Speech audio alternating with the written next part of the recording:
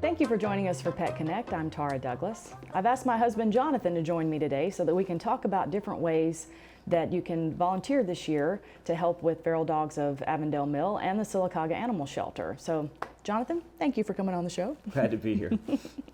So, first of all, I want to start with the spay and neuter vouchers. It is so important that we start utilizing those vouchers and have the community start spaying and neutering their pets.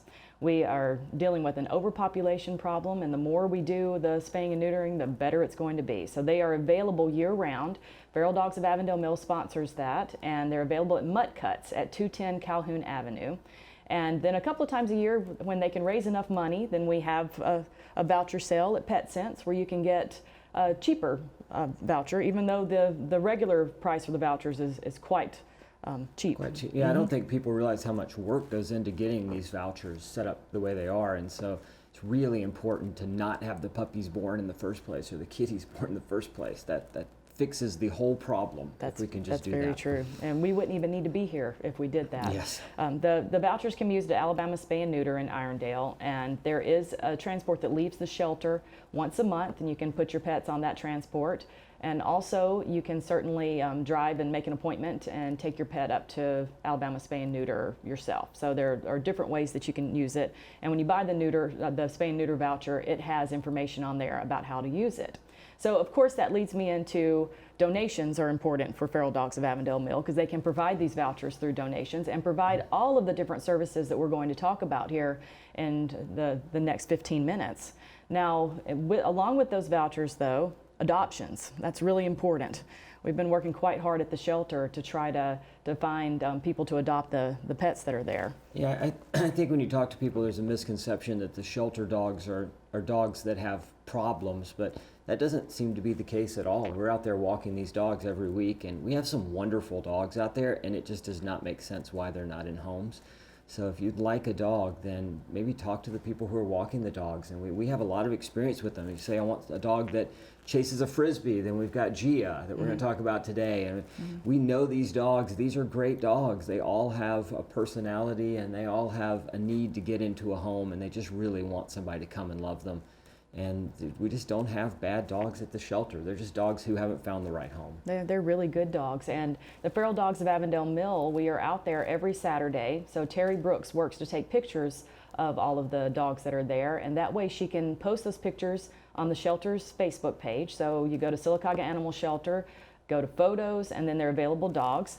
This is Leslie. She is one of the dogs that's available. She is heartworm positive, so we're about to have a big fundraiser to raise money to treat a few of the dogs there at the shelter. So Jonathan in particular loves Leslie. Tell us about her. Yeah, Leslie is just a joy. I mean, Leslie's one of those dogs. Most of the dogs, when you pull them out, they are just so wild from not being out of the cage for so long, and it takes a little while to settle down.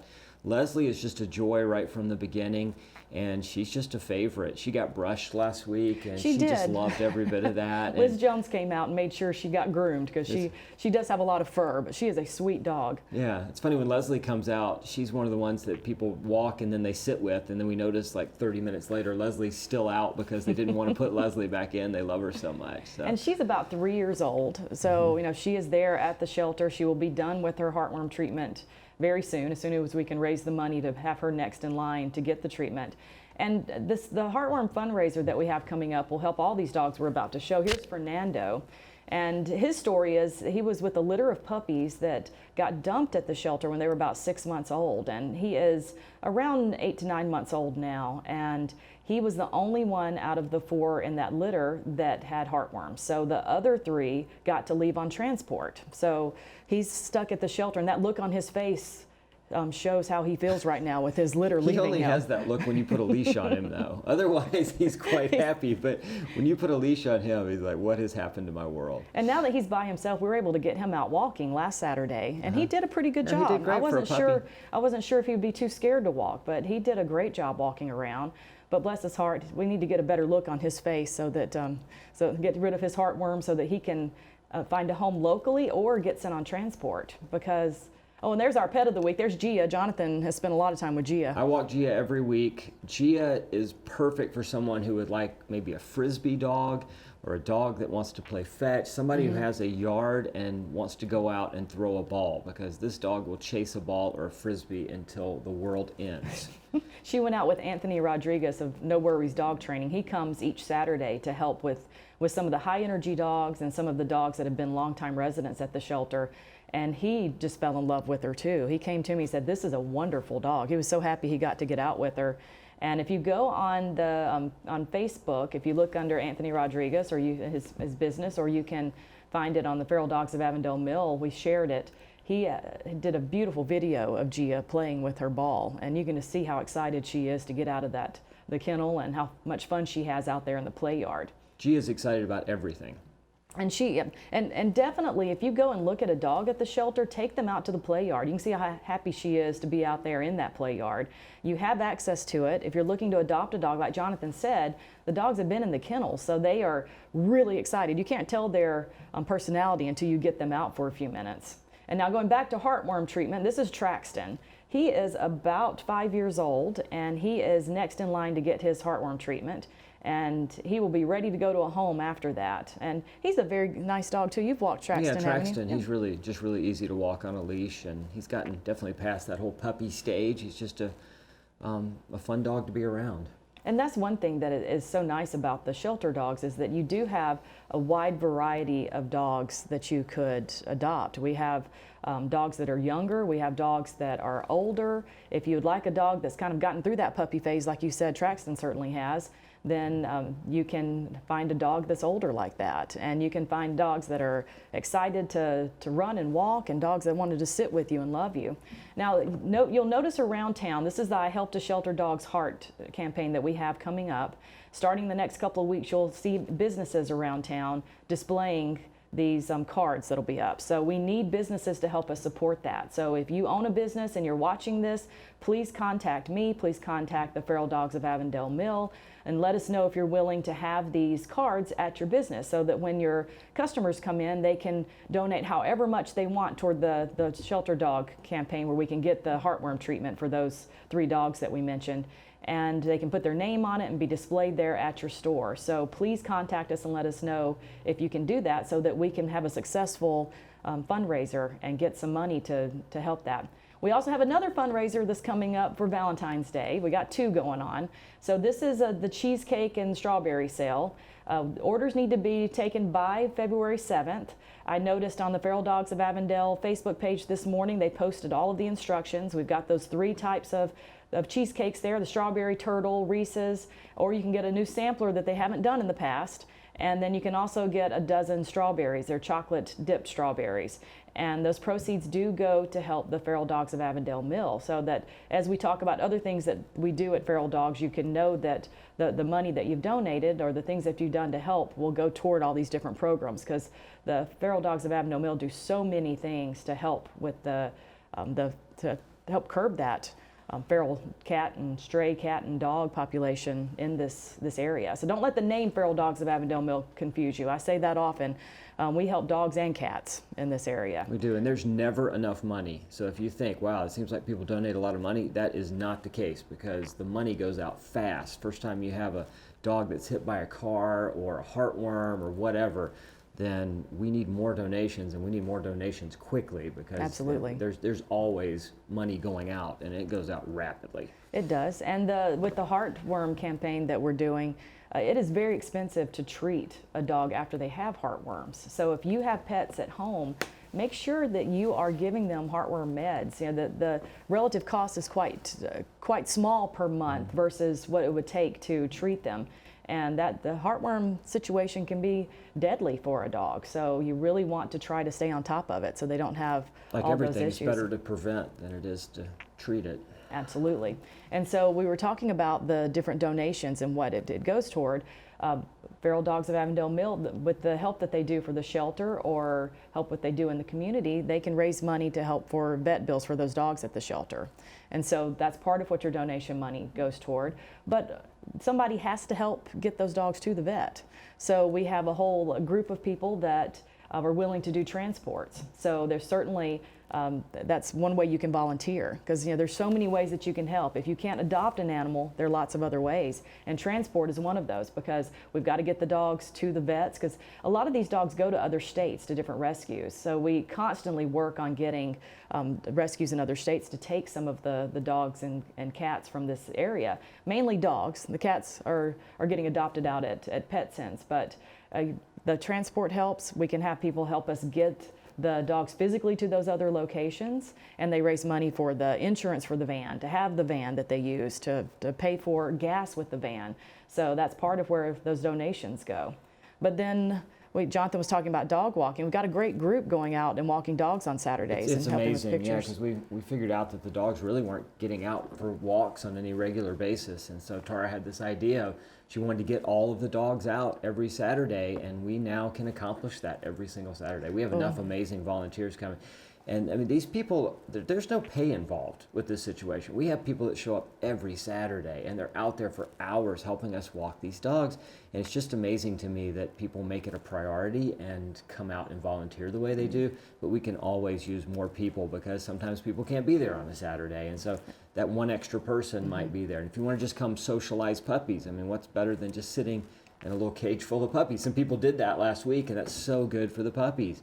And the other dogs just need people to take them down the road and bring them back and let them sniff the bushes, because that is a big deal to that dog. It's just a little bit of time for the volunteers, but for that dog, it's everything they look forward to the whole week. Yeah, and it's amazing. You can tell the happiness on the dogs' faces, and all of the volunteers have such a good time. And we just can't tell the community how much we appreciate the outpouring of support for that that new thing that we're doing with walking the dogs every Saturday. We've had people from Feral Dogs in the past go and walk the dogs and take care of them, but when we have a large number coming out, that's where the magic is. We can really get those dogs out, because the shelter's always full, and that's something that we all need to think about. Again, getting back to that spay and neuter, if we spay and neuter, the shelter doesn't have to be full. But those dogs need to get out of those kennels and have a chance to walk around. If you're having a bad day on a Saturday and you think, I'd like to get some pep, come and walk some of those dogs and see how important it is to get those dogs out and how much energy they will give you, because it is amazing how you feel. You're so tired after walking 20 dogs or whatever we do. We get 60 approximately out. I mean, there's 60 dogs that come out of that place every Saturday. But if you just walk a few dogs and they just love on you, then you won't. It just feels great at the end of the day. And we get a lot of information about those dogs, so that we can give that information to potential adopters that come by. We can give some information to the other rescues that we have a network with in other states, so that you can get that personality of that dog out there, and they can know, okay, this is going to be a good dog for us to take in, so we can find a home. And then if an adopter comes, that's great. I mean, I was just talking this last night to Terry Brooks. We have a dog that was brought to the shelter that was pregnant. She had her puppies there, and we've been trying to find her a rescue or someone who can take her to get those puppies out of the shelter. And we think we have a rescue, but they needed to know her personality. So fortunately, we had several weeks of walking her, so that we knew what her personality was, so that they know if they take her in and they help with those puppies, they're going to find her a home too. Sure. And we're figuring out is that good energy around that shelter and people really getting to know the dogs is creating an atmosphere where more of them are being adopted. And so we just need better energy, and we need more people coming out and helping, and it's just amazing. And that one person might know somebody who really wants a dog like that, and you just never know. Absolutely. And then we're getting more information also, not only from the dog walking, but we have a wonderful network of fosters through Feral Dogs of Avondale Mill. And having those fosters there, they can take in the puppies, they can take in dogs that are just not doing well at the shelter. And there's some people even take a dog for a week or two just to have them have a break from the shelter. And then we get a wonderful amount of information from that. So there are definitely dogs that can be available through that, where you're getting a dog that's house trained, or a dog that gets along with cats, or a dog that gets along with other dogs. So that foster network is really important. And Jonathan and I tried to foster a kitten from the shelter, and we ended up keeping We're that very kitten. bad at fostering.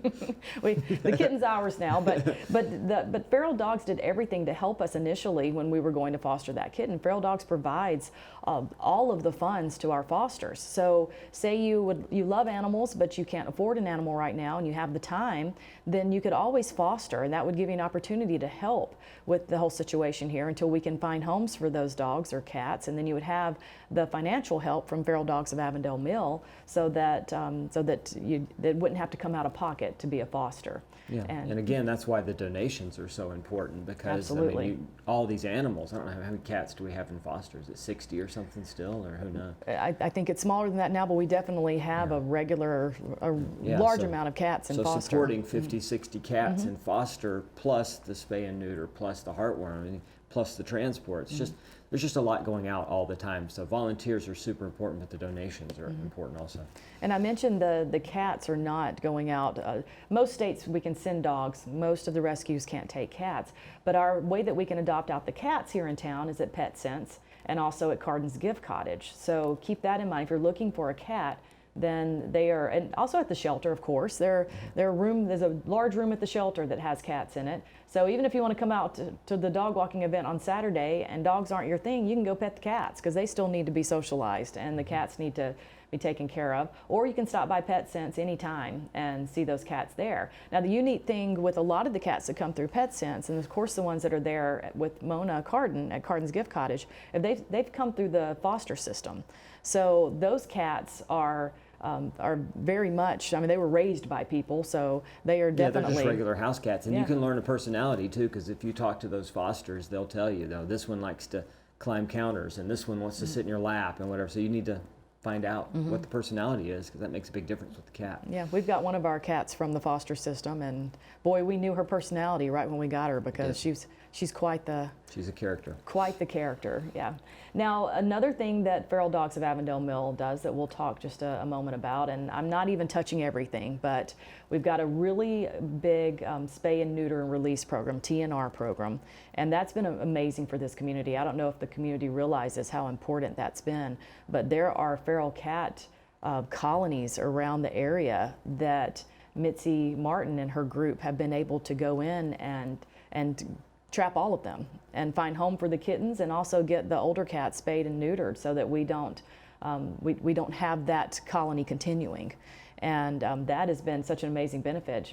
She was able to get 191 cats last year, and so we hope we can get that to where we don't have any that we need to get. But if you would like to help with trapping cats, that is something that can be a big benefit in the community. And if you trap those cats and get them fixed, and then you release them back into the area where they are at home and they know that area, then they keep other cats from moving back in. And that's the whole reason that you do that trap and release, is because now you've got fixed cats that are living in an area, and they keep other cats from coming in. If they go away, then the other cats are just going to have kittens, and they're going to come in, and then they're going to start populating.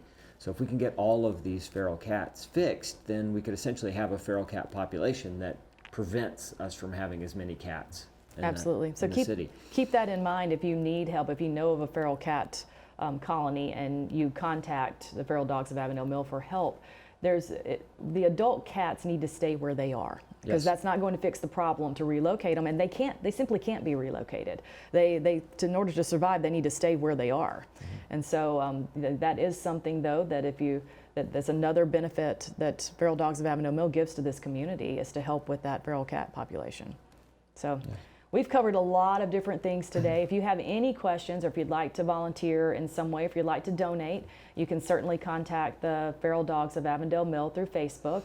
You can contact me through Facebook if you would like, and or Jonathan too. He'll answer questions, and we can help you figure out different ways to volunteer. And we really appreciate the community and hope that we've given you some ideas of ways that you can help the feral dogs and also the shelter this year. And thank you so much for joining us. We'll have Meredith Dempsey on next week. She is one of our volunteers that helps take some dogs out of the shelter that have been there for long periods of time, and work with them and foster them for a week or two. And we should have some really good stories from her and some great information about some of the dogs available at the shelter. Thank you.